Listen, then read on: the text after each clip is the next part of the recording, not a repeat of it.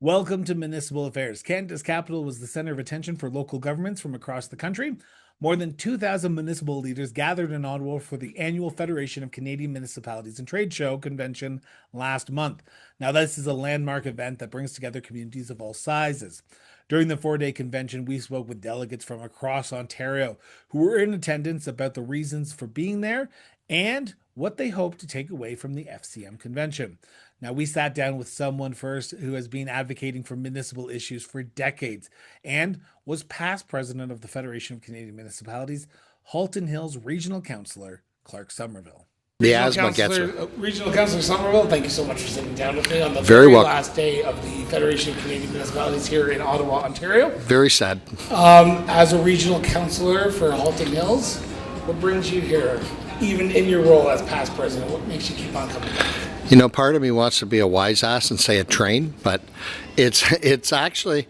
So one of the funny things when you come to an event like this, I see some people I only see once a year, so I end up zipping around talking to people, getting caught up, and just that chance to talk to peers, because when you're an elected official, you don't really have that person very often you can call. On your council, you're always going through the same thing. So I look at this as Canada's largest peer support group for elected officials, because we can talk to each other, find out the issues we're having in our homes and in our communities, and we can try to find solutions, because what they might have been going through, I might have already had to do that, right? And that's the one thing I find is that networking is so key and is such a great part of it. Is, you know, talking to somebody from Vancouver Island who were telling me about an issue they had, and they said, you know, we actually had that, you know, and gave them some solutions on that, right? And we had one where, you know, we had it with you know, fireworks, and they said, well, you know, we've done this, and this, and well, you know, we went the other way, and that's what I'm finding is always the best part of it. And the workshops, hearing from the leaders talking about municipal issues is always good, though they don't always answer the questions. Now, we were joking before we recorded that you were 10 times past president. Yes. Since you left the president's office compared to today, are the issues you're hearing in the sort of the networking and the hallway conversations similar to 10 years ago when you were president, or has anything changed? Because you know what my follow-up question is going to be. Well, some things have, some things haven't. We were talking a lot about rural broadband and connectivity 15 years ago. And when I was president, we were talking about how we needed to have, you know, sustainable long-term funding. We had through COVID where the federal government stepped up and helped municipalities by doubling the Canada Community Building Housing Fund, you know, just in that short time. And some of the things have gotten better, where I think there are a lot at the federal government. And when I say the federal government, it's not, I don't mean the bureaucrats, I mean the elected officials who tend to understand what our issues are more.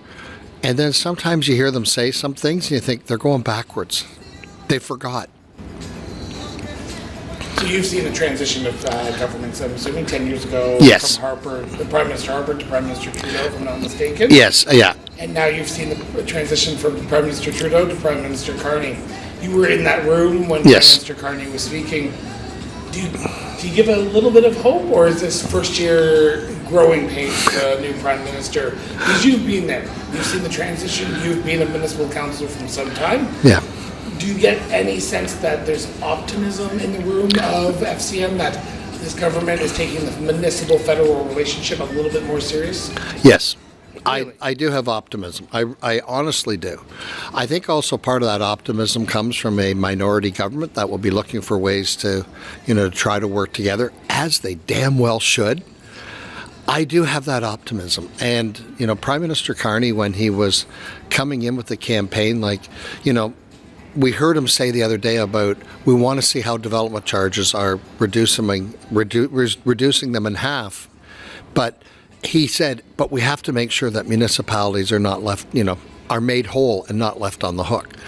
A lot of them will say we want to see development charges cut in half and stop. And it's because they think we use development charges to put money in the bank, and we're providing terrible things like roads and sewers and bridges and sidewalks and parks. They don't, you know, like, I never understood how somebody could be an elected official at home, suddenly run for MP, and when they get up here, what happened to all that stuff they used to deal with in their community? Like, development charges are providing services, and even then they're discounted. Yes, there's only one taxpayer, but if we're discounting development charges, it's going on the property tax bill, because that's the only thing municipalities have. I want to talk about the future a little bit, if you don't mind. Let me get my crystal ball out. But you know what you should know. But actually, I'll ask the question that I need to ask before I ask the future question: is how do we solve these issues? Because you're talking about development charges, you're talking about the federal government, people getting elected, going away, and forgetting where they came from. How do we change that? Well, let's look at the framework we operate under as municipalities. 1867. So it was probably drafted 1865. Queen Victoria was well in her reign and had another 25 years to go in her reign. So we are using rules for municipalities from the era of buggy whips. Like, it's not even, like we were driving around in beautiful horse-drawn landaus. Like, we are trying to solve problems using tools from another era. If I asked you to go out and said, build a replica of Noah's Ark, but use the tools they had at the time, and then I said, okay, Chris, now that you've spent 30 years doing that, go out and build Noah's Ark using the tools from today, which one would be a lot easier to work with? Neither for me, because I'm just there, but I'm getting your But point. yeah, but and that's the thing. Like, we have to recognize, municipalities have to be recognized as a mature order of government, but we also have to act like one too. We have to make sure that we are doing the things like, working with our partners, working with our neighboring municipalities, and not having the fiefdoms, and that happens in some areas of the country. It's that old Hatfield and McCoy routine, right? It's, Yes. my brother and your brother didn't get along, so our municipalities can never get along. Exactly. I want to, again, turn to the future. And Sure. Delegates will be heading home today. We're Yeah. recording this on the 4th day of the convention. You've been a delegate, you've been president, you've been first vice president. 24th year I've There been you at go. consecutive. What's the advice you give to delegates that say, what do I do from now here? Because there's a lot of I've spoken to a lot of first time. There's a lot of first timers. What do you I always do? put my hand up whenever they ask who's a first timer. And everyone chuckles. Everyone chuckles. That's Clark.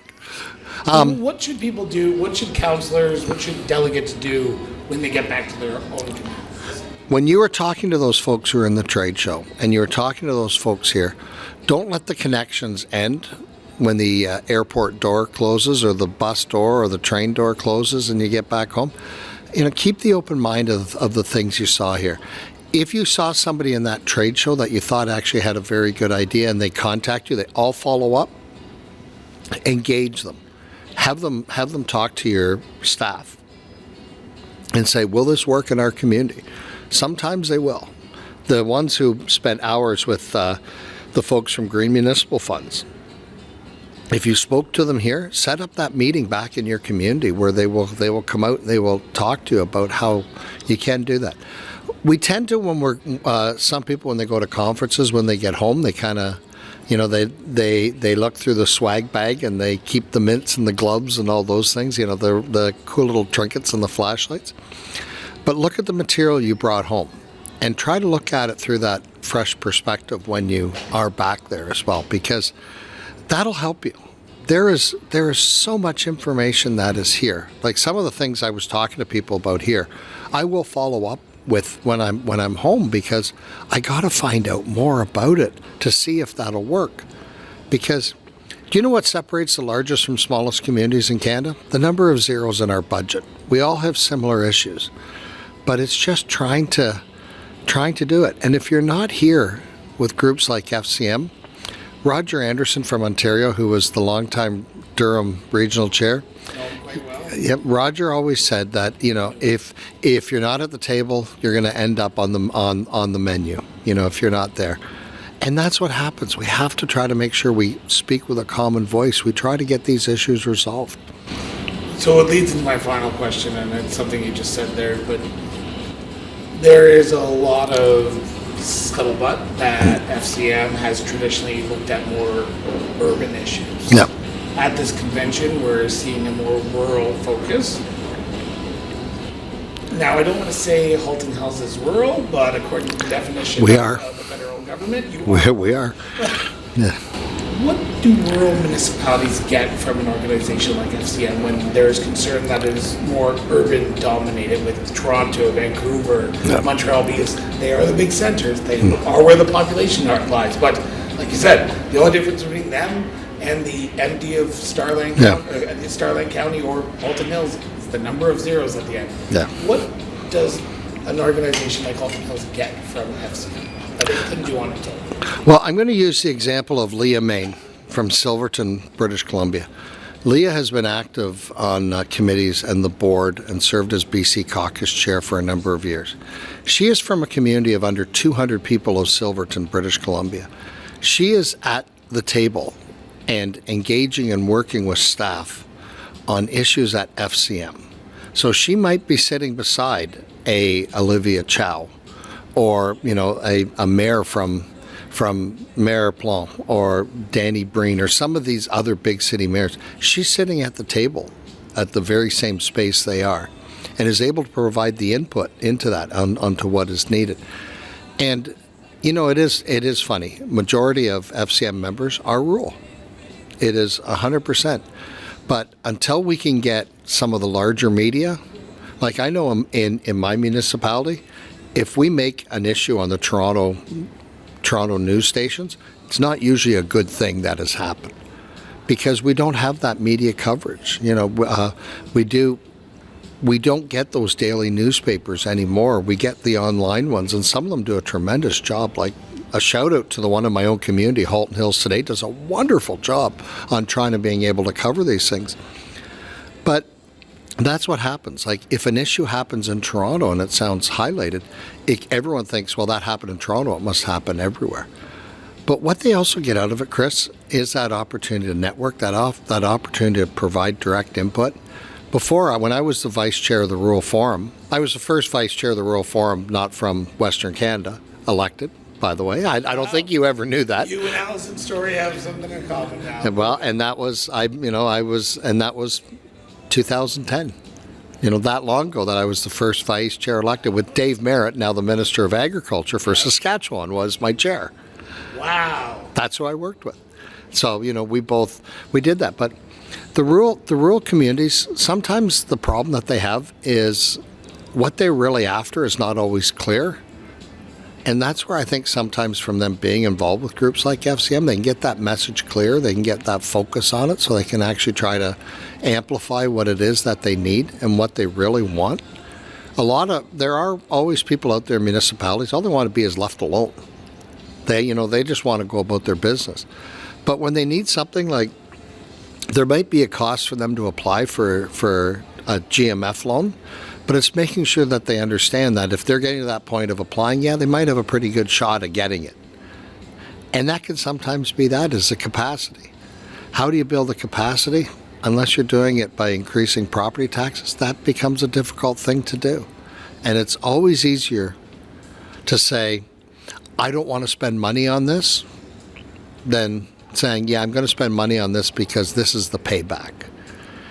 You know, the example is that I always like to give is there's always somebody around a council table who will tell you, I saved you a lot of money this year by not putting your taxes up, without realizing that 15 years down the road, that bridge they didn't do the things on, they're now going to pay 8 times more on. Regional Councillor No, Somerville. it's Clark. I want to thank you so much for sitting down with me.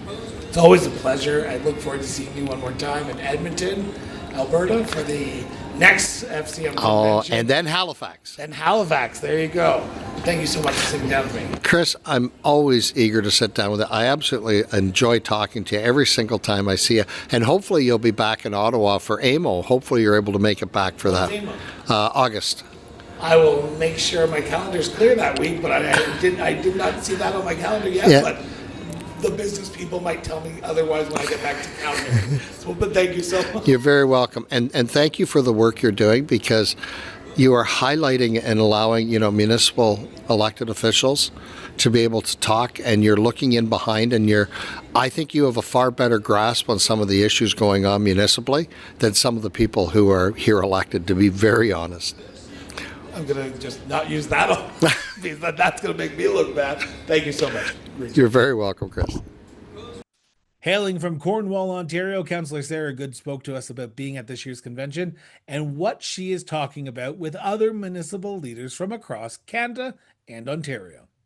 Councillor Good, thank you so much for sitting down with me at the Federation of Canadian Municipalities convention here in beautiful Ottawa, Ontario. What brings a City of Cornwall councillor to Ottawa for the Federation of Canadian Municipalities convention? Hey, Chris. Hey! Great to see you again. Long time no see. Yeah, I think as a first-term counselor, I really found it valuable to take all of the opportunities that presented themselves for connecting with other municipal leaders from municipalities across the country to see what they're working on, how their challenges are similar and different, and where they've found solutions to problems that we're dealing with. And so far, I've made some really great relationships. This is my third FCM that I've attended, and so now it's kind of fun coming back because you get to see some old friends that really you only get to see once a year, and there's always great information to be had. The seminars are very interesting and they're really pertinent, I think, to what we're facing, and especially following a federal election. We were very fortunate to be here in the capital city of Ottawa, and so we had our Prime Minister Mark Carney here yesterday morning, and I think to be able to really remind him the weight that municipalities have, and that it's so important to be able to foster those relationships and listen to what we need. So what are the similarities that you're dealing with in Cornwall that you are hearing across this convention halls these last 3 days? Housing is absolutely top of mind, I think, everywhere. Definitely looking at, issues around homeless encampments, substance use issues, and trying to find ways to kind of solve those problems. But there's so many, areas that are not necessarily like these big immediate problems where you want to kind of future plan. And so we're actually right next to the Green Municipal Fund. It's not their booth, but their kind of presentation area. And, I know that as the City of Cornwall, we make use of some of their funds. We've received funding from them for various projects, but being able to maximize and have awareness about what the other opportunities are, I think is really valuable. So what do you get from FCM that the city, what does the City of Cornwall get from FCM that they couldn't get on their own? I think in ways a camaraderie, knowing that our problems are very similar and that we're all kind of trying to deal with it in different ways. I think that, FCM provides a great platform for municipal leaders to discuss their issues, to connect with one another, to find solutions, and to be able to advocate for those solutions on a national platform. Now, I have to be a little bit transparent. Yeah. You ran for Mark Carney I did, in the last federal election. He spoke on day one of the convention. Housing was a big priority for that conversation. Yeah. Are you optimistic as a councillor, let's take away the fact that you ran for him, as a councillor, that what he's pitching to FCM as being partners, as being someone who wants to work with municipalities to get these housing built, can get done and can get done collaboratively with municipalities? Are you optimistic with that? I'm very optimistic about it. I'm generally optimistic in life, so Yes, you are.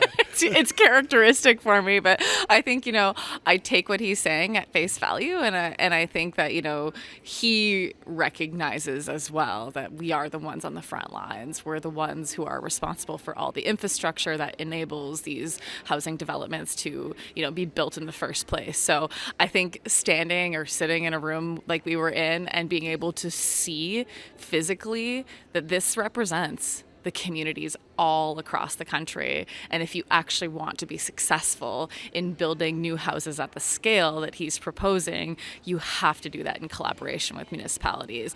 I'm hopeful that the plan that he's presented is going to really help alleviate some of that pressure. And honestly, even before he had become, the new Liberal leader and had included that proposal for housing within his plan, I was so hopeful that the government would actually get back into building affordable housing. I mean, at a federal level, because it can't just fall on the backs of municipalities. We simply don't have the budget to do that. So what's next? Because you're going to be heading back to Cornwall here in a few days. And I would be hard-pressed to say that you will probably, if you haven't already, hear the same thing that I hear all the time is, oh, those politicians just go to those conventions, go party on the taxpayer's dime. What is the tangible action that you bring back to Cornwall that you can say to the people of Cornwall, this is what is the benefit of me being there, and this is what I took home, and this is what we're going to implement? What is the tangible action?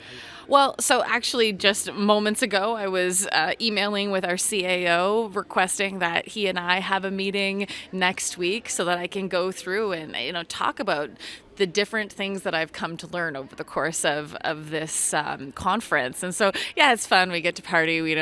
They feed us and, they booze us up. Pretty much every evening, but there is a lot of tangible that comes out of it. And so I think, just being intentional, like not coming here, attending, walking out and letting it all flounder, but taking that opportunity to connect with our administration and find out how can we actually implement some of these things. And I don't want to give away too much because there's always limitations and factors that impede. And I think, being strategic in how you implement changes is important. I think there are some things that we can do to help support private investment in housing and affordable housing, even if that's just, the 20% below market definition of affordable. It's better than nothing. And we have such a shortage right now. So whatever kind of barriers there are that are impeding, and I'll just use it in our municipality, for example, our height restrictions, I believe it's 12 stories.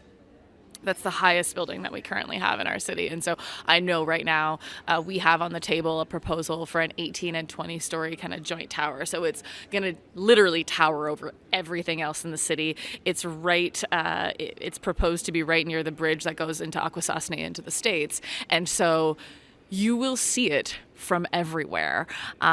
But knowing, that those height restrictions just impose one additional barrier for them to be able to develop that. Yeah. Well, can we find some, the carrot and the stick approach, right? And I think we use the stick probably too often, and I think we need to throw some carrots in there. Councillor Good, it's always a pleasure to catch up with you. Thank you so much for sitting down with me. Thanks so much, Chris. My pleasure. Also in attendance was Councillor Lucas Oakley of the County of Brant. Councillor Oakley spoke to us about his views on the Federation of Canadian Municipalities. Councillor Oakley, thank you so much for sitting down with me here at the Federation of Canadian Municipalities in Ottawa, Ontario. Why is it important for the County of Brant to be at this convention this week? So it's actually pretty interesting. So up until last year, the County of Brant actually had never been a part of FCM at all and has never sent a delegation to FCM. So we had applied to FCM or got a membership in FCM to apply to the Green Municipal Fund grants, which we happen to be sitting beside right now, sort of that booth there. So myself and another councillor, Councillor Jennifer Kyle, who you should really talk to at some point, she's a kick-ass councillor. We thought we'd come here and see what's going on. We haven't participated in this type of conference before. My municipality has always felt, and even there's this rhetoric sometimes with AMO where we're too small of a fish to be in this big of a pond. But I'm here, I've talked to councillors from municipalities even as low as 3,000 people. And funnily enough, the County of Brant actually was one of the largest municipalities in Ontario that had not yet signed up for an FCM membership. I was just having a conversation with my colleague, Councillor Kyle, this morning that so far this conference, I would say it's probably one of the most valuable that we've been to over my first term as councillor. There's been lots of great workshops, including one on the first day on really battling dis and misinformation, clarifying the difference between those two. Lots of great workshops. I've met lots of really wonderful people here, so I think it's really been valuable so far, and I got a lot to take back with me. So where do you go from here? Because one of the big things that a lot of people do at these conventions is go, network, and then things just sit on a shelf. How do you ensure that the people of the County of Brant get what they've paid for when you come here? Because you're networking, you're connecting with your fellow municipal leaders. Is there best practices? Is there common problems that you're taking back to say, we're not the only ones dealing with this issue anymore? Yep. There's other communities across Canada that are dealing with the same issues here in County of Brant. Yeah, so the first thing I do is whenever I get back from a conference, I started doing this about a year and a half ago, is I write a full sort of debrief of everything that I learned throughout the conference. I have a great note-taking app that helps me take notes for that, so I can really focus and absorb the information while the notes are happening. So I publish that in the local paper, publish it on my social media pages, things like that, so folks can really get a breakdown of my experience, just at a surface level anyways, along with a few key points. And then I also take that back and I immediately go and talk to our CIO, the fantastic Allison Newton, and all of our great staff to sort of talk to them on things we're working on, what things we aren't working on, sort of how we can integrate those ideas. And what I really love about, again, to talk about this conference in particular, we have a tendency in municipalities to really focus on sort of environmental scans as we're addressing policy, and we tend to be very province focused. So a lot of our environmental scans are really just Ontario only. So this has given me the opportunity to actually talk to a lot of different people from different provinces that are dealing with very similar issues as us. And we don't have to reinvent the wheel, giving us the opportunity to see, countrywide how people are dealing with these issues and sort of take the best pieces of everything. What's the major issue that you're hearing from that is similar to the people of the County of Brant? So one that I mentioned earlier that I went to a workshop right at the beginning of the conference on mis and disinformation. And it was funny, one of the comments, there was they were using this app so folks could go on their phone and sort of type in comments, questions as we're going through this. And one of the sort of comments that came up there is, I thought we were the only ones dealing with this, or I thought this was a problem unique to Alberta, unique to BC, unique to Ontario, sort of the dealing with the misinformation, especially as there's various, interest groups that can be rather toxic in dealing with that's rather toxic to deal with as a politician. And so it was really a great talk to learn what other councillors have done to sort of address that mis and disinformation, because we're dealing with it everywhere. Just with the proliferation of different forms of media fragmentation, there's a lot of information that's out there, and so it was really great to have that experience just on that topic. So you go home now, you've written your report. Yes. This is your first convention, I'm assuming you've been at for the Federation of Canadian Municipalities? Yes. Was it worth it? Absolutely. No doubt in my mind, this experience was 100% worth it. Especially because it's the first time my municipality has ever sent a delegation. This convention is a little pricier than some of the other provincial ones, especially, luckily, and the reason why we chose to go to this one is because it's in Ottawa. We figured, if it ended up being a waste of money, at least we didn't fly out somewhere. But I absolutely am already considering for next year allocating my budget and more of my budget to one conference than I normally would to get to the conference in Edmonton next year, because I had a fantastic experience at this conference. Well, Councillor Oakley, thank you so much, and Yeah, I look thank forward you. to seeing you in Edmonton. Yes, thank you very much. With Ottawa serving as both the backdrop and host city of this year's convention, we spoke with First Vice President and local councillor Tim Tierney about welcoming the convention to his community and how he's preparing for the presidency when the event heads to Edmonton next year. First Vice President Tierney, thank you so much for sitting down with me at the last day of the Federation of Canadian Municipalities. As a homeboy, everyone's in Ottawa. How's it feel to have over about 2,500, I think? Yeah, that's delegates, right. Trade people descend upon Ottawa. Well, first of all, thank you for filling our coffers. We do appreciate that. And I'm hearing great, you always wait till it's over. We still have a final day here, but I'm hearing really good things. Great conversations from everything from interprovincial to tariffs to funding for infrastructure, policing and bail reform. It's been a very successful, from my mind, convention, but we'll get through the final day and see what happens. Are the issues that you just mentioned the same issues that you're dealing with here in Ottawa? Without a doubt. I think I've heard and I've spoken to many of those 2,500 people. I barely have a voice left, but certainly that is the theme. It's across the country from coast to coast to coast, and we need our federal partners. They're the ones that, again, I love to remind everybody, no one can tell me how much federal or provincial tax they pay. They can tell me to the penny what their municipal tax bill is, so we need the assistance of the other levels of government. You were there when Prime Minister Carney spoke. You were also chatting with Melissa Lansman. It's a new era in Canadian government. It is. One of the big things that FCM has been pushing for the last few weeks or last few months, and even years, is that new federal municipal relation. And it seems like that is on the table. Certainly. Are you optimistic about the future of municipal federal relations? I certainly am. I think Prime Minister Carney is still quite new to the job. So again, I like the way that he's operating. It's about promises made, promises delivered, something I've always thought is a strength in leadership. So he'll want to make sure he has all the facts before proceeding. But there is encouraging news on that front, I believe. When it comes to our Conservative Deputy Leader, Melissa Landsman, terrific hot seat conversation with her. And with that chat, I think there's much opportunity, something I haven't seen in years.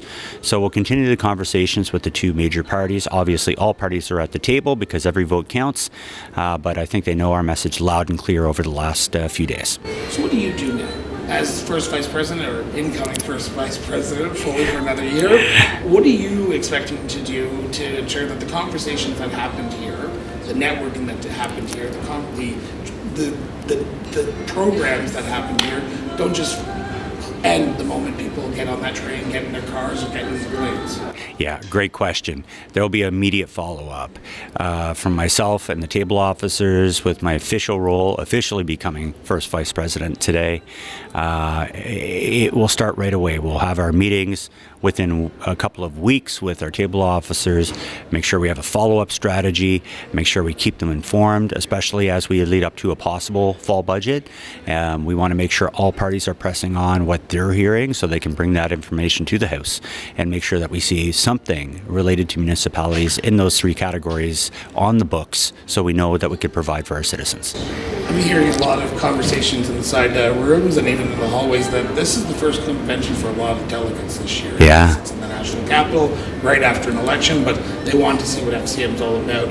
From a city perspective, a city council perspective, what does FCM do for the city of Ottawa that it couldn't do for itself? It puts itself on the national stage.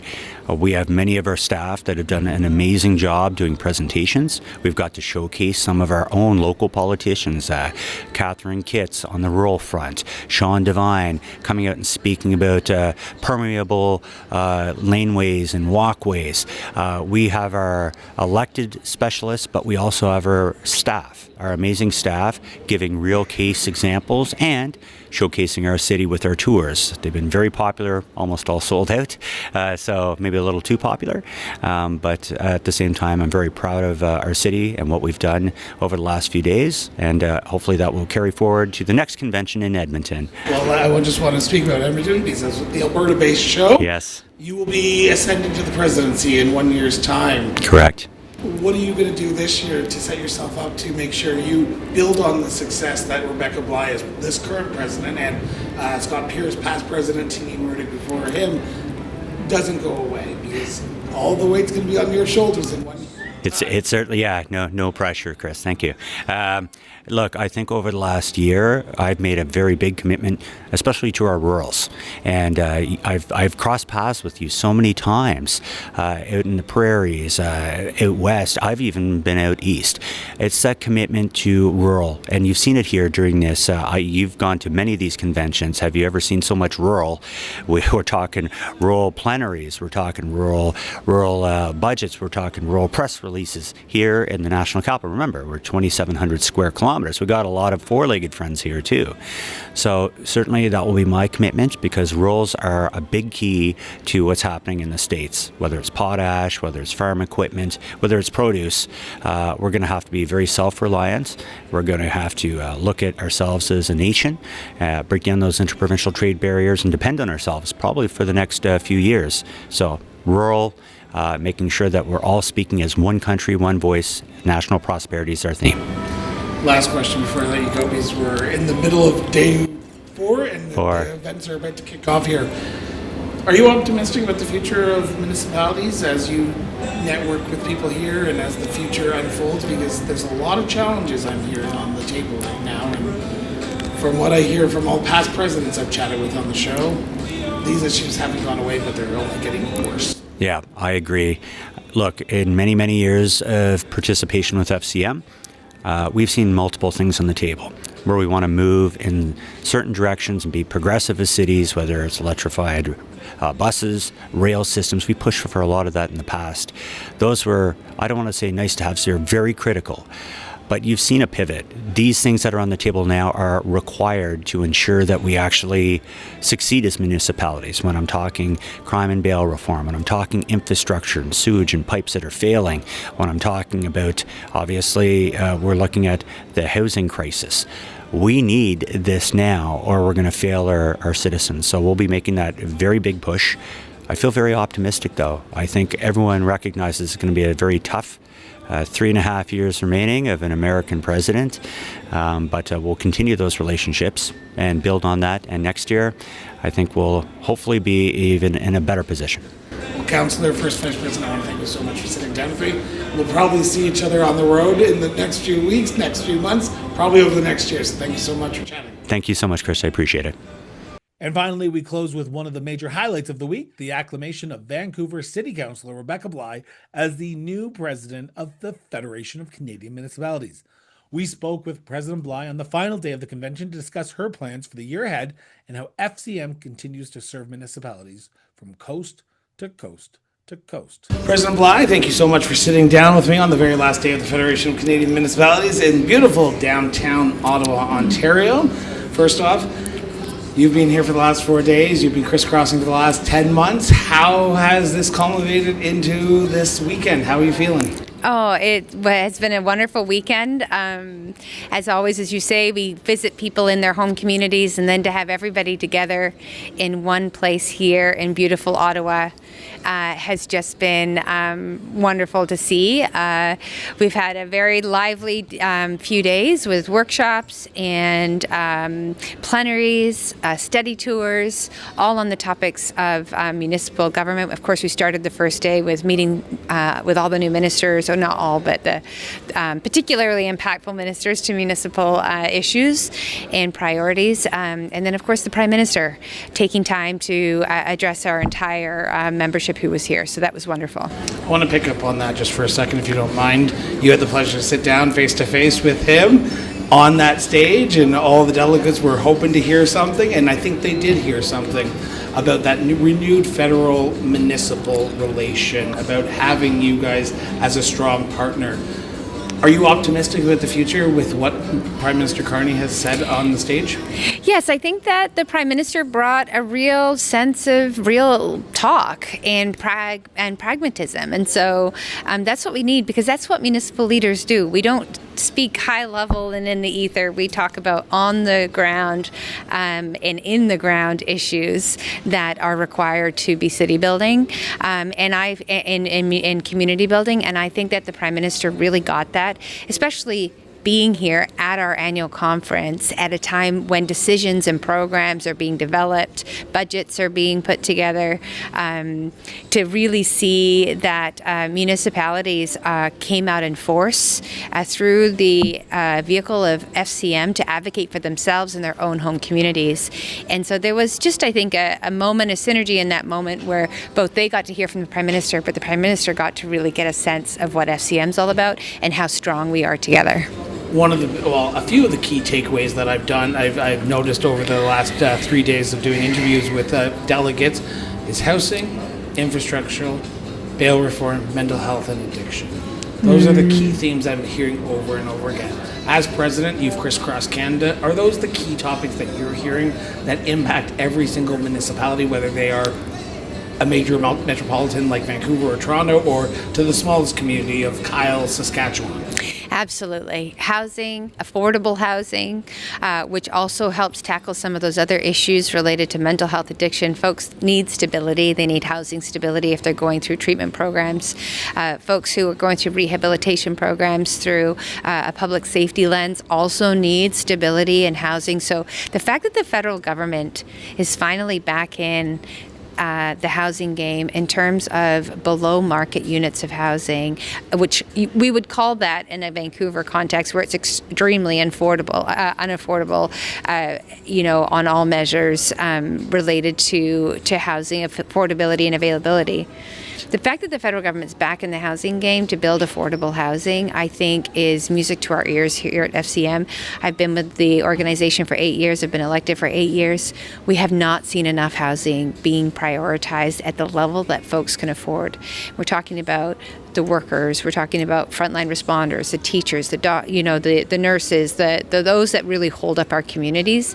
And so, I think that the housing piece and then the infrastructure that's needed to allow that housing to be built so that a toilet flushes, so that things work, and also infrastructure that is specific to rural. We announced our rural component yesterday. We're advocating for a specific rural infrastructure fund. And why that's important, and we really did get this through to the Prime Minister, I believe, is that we can have nation-building projects, but if once those trucks leave the ports with all those goods and products, if they can't get through our roads and our bridges without hitting a bottleneck, then we've missed a massive step in being able to build that national prosperity and economic development that's going to benefit all Canadians.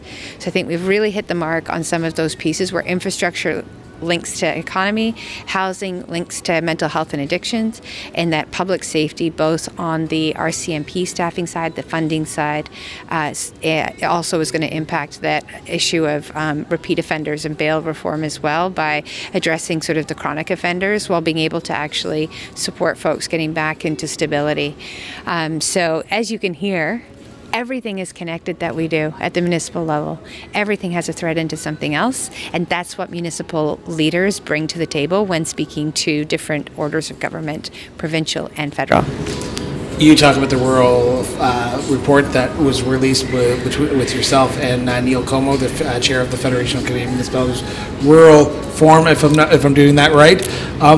There seems to be a big push for rural topics at this year's convention. Why was that important? Because traditionally you wouldn't think Ottawa is the place to talk about rural communities, but it seems that at the Federation wanted to talk about rural communities this time. Why was that important for yourself and for the organization?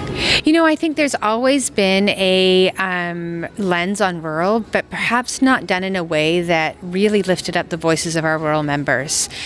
We've always known it's important internally, but it's about what we project out as well.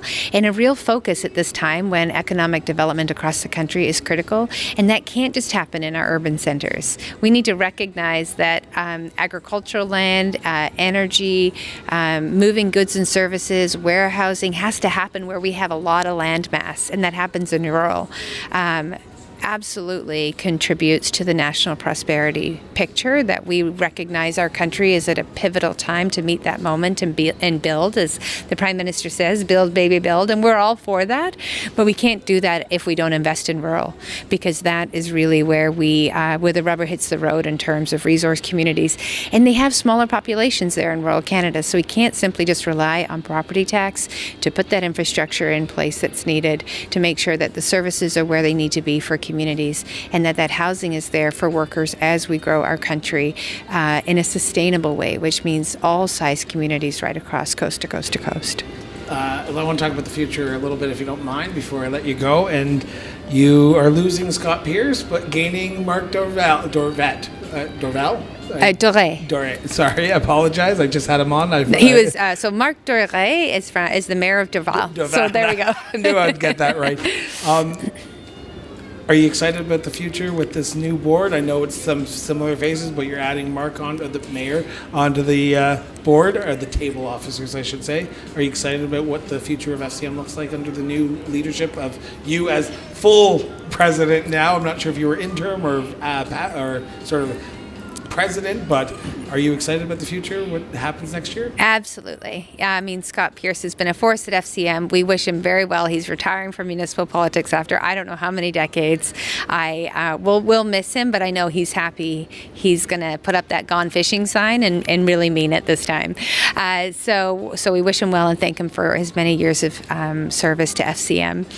And looking at the current table officer and also the expanded executive from that, I'm very optimistic. I'm very excited. We have a hardworking team. We work together very in a very unified way.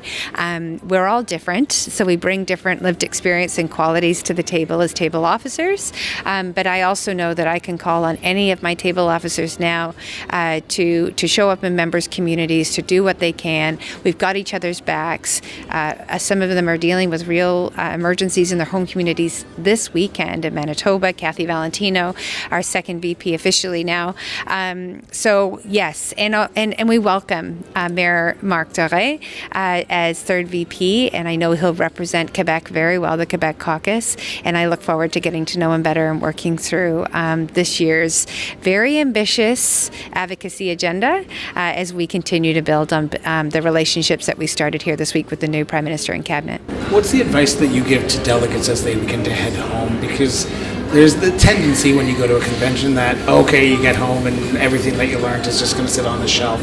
How do you ensure that the advocacy work that happened here, the networking that happened here as president, goes on to ensure that you're not starting fresh in Edmonton in 2026? Think of those first, 3 folks that come to mind that you met at conference. Text them, stay in touch with them, get on their social media, find ways to stay connected. Even if it's just a couple of the hundreds of people you've met, those relationships go far. They in my experience, are folks I continue to call on as a municipal leader. Learning from one another, that networking, as you say, is a critically important part.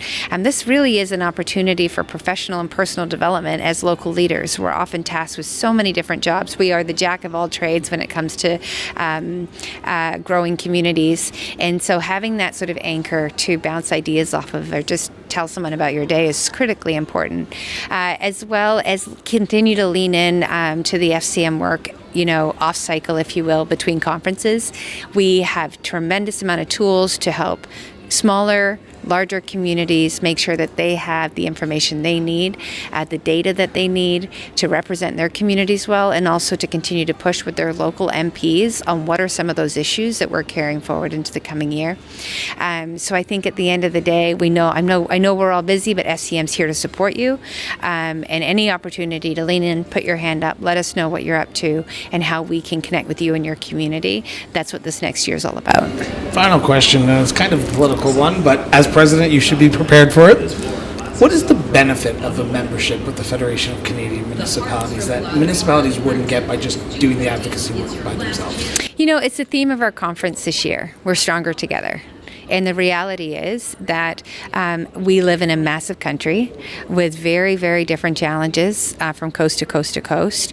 FCM is an incredible way for all of those different priorities and perspectives to be funneled into a united voice. And in that united voice, we have a much greater chance of connecting with the federal government on our advocacy priorities, the Housing Accelerator Fund, the Canada Community Building Fund, the Green Municipal Fund, and all the other funds and the things that we do, the Infrastructure Bank. We can advocate to CMHC. We're connecting with ministers. And what we know, and we saw that with the U.S. trade crisis this year, is that things are going to happen that we have not forecasted and planned for. So the benefit of being linked into FCM is the ability for FCM to be able to respond real time to an unanticipated urgency or crisis, and already have that membership and that relationship with FCM so that you have that voice at that table when we are advocating